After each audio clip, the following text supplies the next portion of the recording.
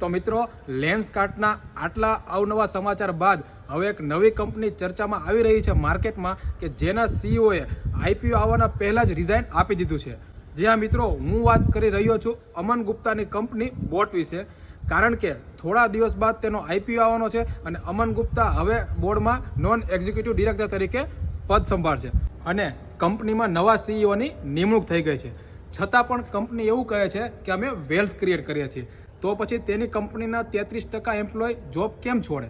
હવે વસ્તુ એ ખબર નથી પડતી કે કંપનીનો આઈપીઓ આવવાનો હોય અને કંપનીમાં આટલા મોટા ફેરફાર શા માટે? તો મિત્રો આ કોઈ સ્ટ્રેટેજી છે જેથી કંપની ફ્યુચરમાં મજબૂત બની શકે કે પછી કંપનીના પાયા નબળા પડી રહ્યા છે? તમને શું લાગે છે ને તે કમેન્ટ કરીને જણાવજો। બાકી માર્કેટની આવી જ અવનવી અપડેટ અને ઇન્વેસ્ટમેન્ટ આઈડિયા માટે અમારી સાથે જોડાયેલા રહેજો, પેજને ફોલો કરી દેજો, રીલને શેર અને લાઇક કરવાનું ભૂલતા નહીં।